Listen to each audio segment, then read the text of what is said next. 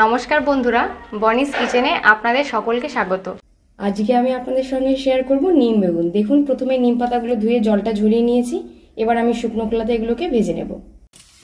কড়াইটা আমি খুব ভালো করে কিন্তু গরম করে নিয়েছিলাম। এবার আমি নিম পাতাগুলো দিয়ে দিচ্ছি। দেখুন, নিম পাতাগুলো কিন্তু বেশ কচি। নিম পাতাগুলো ভাজার সময় কিন্তু তেল, লবণ, হলুদ কিছু কিন্তু ব্যবহার করতে হবে না।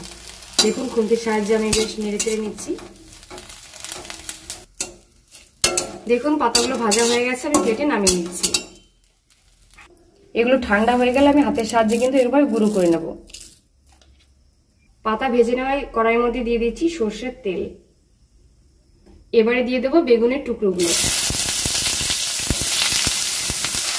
দেখুন, বেগুনের টুকরোগুলো কিন্তু আমি এরকম ছোট ছোট স্কোয়ার করে কিন্তু কেটে নিয়েছিলাম। এবারে দিয়ে দেবো পরিমাণ মতো লবণ, দিয়ে দেবো পরিমাণ মতো হলুদ গুঁড়ো। গ্যাসের ফ্লেমটা মিডিয়ামে দিয়ে এই বেগুনের টুকরোগুলো বেশ ভালো করে কিন্তু ভেজে নেব।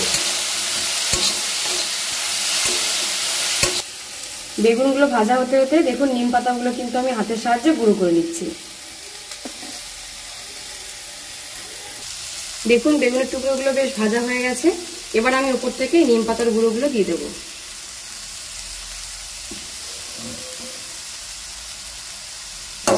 খুন্তির সাহায্যে একটু নেড়ে চেড়ে নিচ্ছি। এই নিম বেগুন কিন্তু গরমকালে শরীরের পক্ষে খুবই উপকার। এটা এইভাবে যদি রান্না করে খান আপনারা, তবে নিম পাতার যে তেতো ভাবটা সেটা কিন্তু একদমই লাগবে না।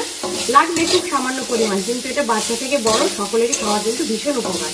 এই দেখুন, আজকের রেসিপি নিম বেগুন একদম কমপ্লিট হয়ে গেছে। আজকে নিম বেগুন রেসিপি একদম কমপ্লিট। আমি প্লেটে কিন্তু নামিয়ে দিচ্ছি। গরম গরম ভাতের সঙ্গে এই রেসিপিটা খেয়ে দেখবেন, আশা করছি এটা আপনাদের ভীষণ ভালো লাগবে।